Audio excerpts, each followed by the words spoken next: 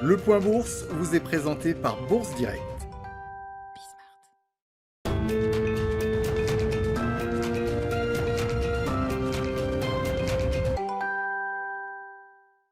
Tendance toujours dans le rouge à la mi-journée pour le CAC 40. Le contexte sanitaire n'est pas de nature à rassurer les investisseurs en ce début de semaine, alors que la France vient de passer le million de personnes contaminées. Une progression qui entraîne de nouvelles mesures de restriction en Europe, avec notamment l'instauration d'un état d'urgence sanitaire d'une durée de 6 mois en Espagne. Aux États-Unis, qui comptent plus de 80 000 nouvelles contaminations, le gouvernement semble même dépassé par les événements, alors que Mark Meadows, le secrétaire général de la Maison-Blanche, a reconnu que la question n'était plus à ses yeux de tenter de contrôler la pandémie, mais que son administration préférait se concentrer sur les avancées en matière de vaccins ou de traitements, au lieu d'envisager de nouvelles mesures.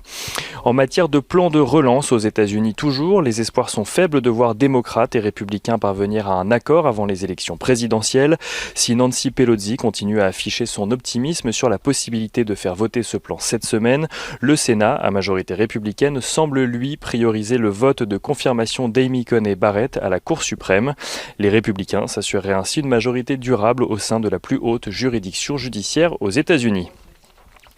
Du côté des valeurs à présent, en Allemagne, le géant des logiciels SAP annonce un chiffre d'affaires au troisième trimestre en repli de 4% à 6,5 milliards d'euros. Si SAP a confirmé avoir d'un côté profité d'un accroissement de l'utilisation d'Internet durant les derniers mois, le groupe voit également la demande de ses clients les plus touchés par la situation pandémique reculer.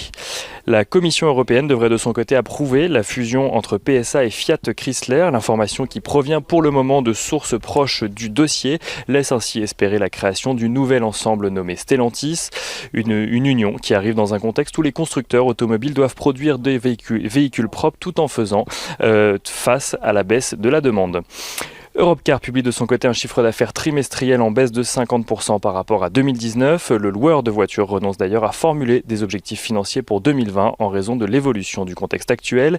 Et Airbus s'apprécie ce matin et à la mi-journée alors que les investisseurs attendent la décision de l'OMC en ce qui concerne l'affaire des subventions accordées de part et d'autre de l'Atlantique à Boeing et Airbus.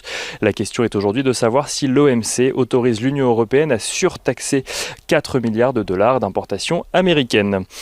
HSBC relève de son côté sa recommandation sur EDF qui passe de conserver à achat et AstraZeneca annonce des résultats préliminaires encourageants pour le vaccin anti-Covid que le laboratoire développe avec l'université d'Oxford.